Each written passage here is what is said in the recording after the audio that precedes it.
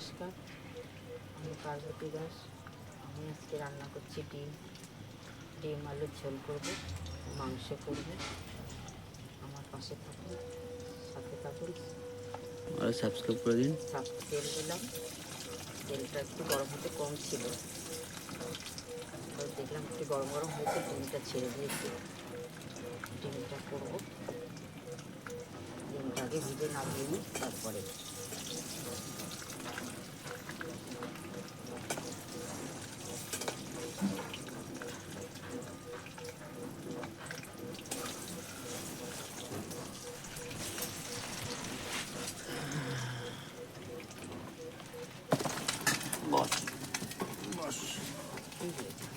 বস ওপর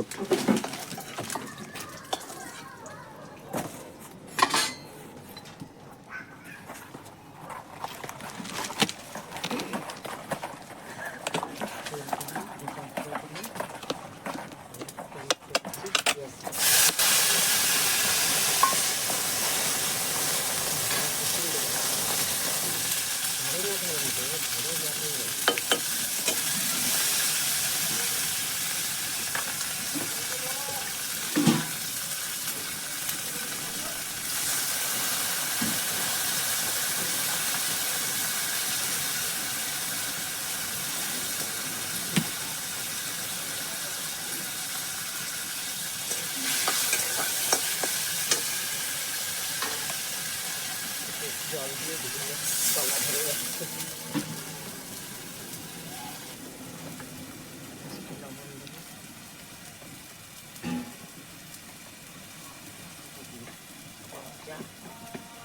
পাতলা দিয়ে মাখা দেবো, ঠিক আছে। দিয়ে দিই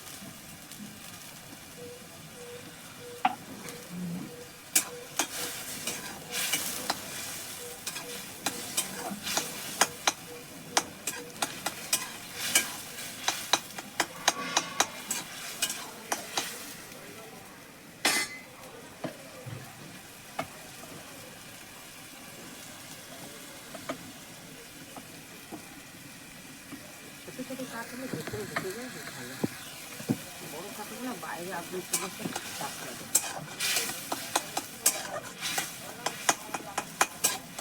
ফার্স্টে গোটা তেল দিলাম, গোটা জিরে দিলাম, আদা রসুন পেঁয়াজ দিলাম, টমেটো দিলাম, মশলাটাকে ভালো করে কষিয়ে নেব। তারপরে আলুটা দেবো।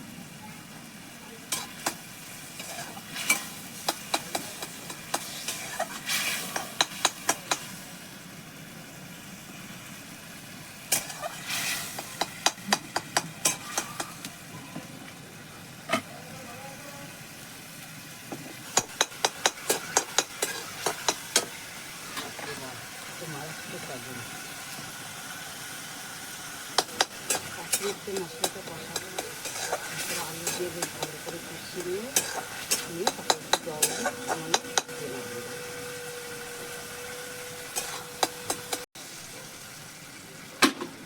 নাড়িয়ে নেব ভালো করে।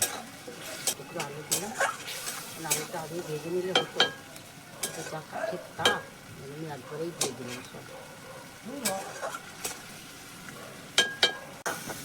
একটা রুটি আছে, ছেলে খাও।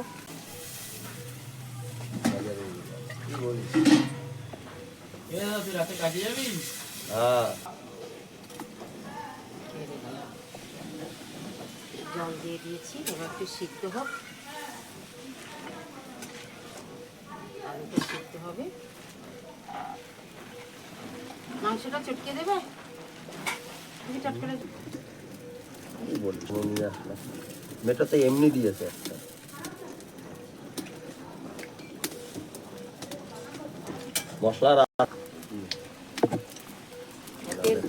মশলাটা কম পড়ে গেছে, আদা ফাদা লাগবে, জিরা ফিরা লাগবে, মশলাটা কম হয়ে গেছে, রসুনটা লাগবে। তাহলে তো তেল আলু কি না তেল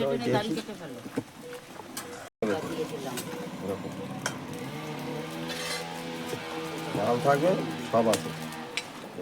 তাহলে সস্তা দিয়ে আমার ব্যবসা করে লাভ নেই, আমরা ওই ব্যবসা শিখিনি। লোকের কাছে এক কাপ চা খাওয়া খেতে পারবি না এখনের বাজার। বুঝলা, মানুষ এমন হিসাব।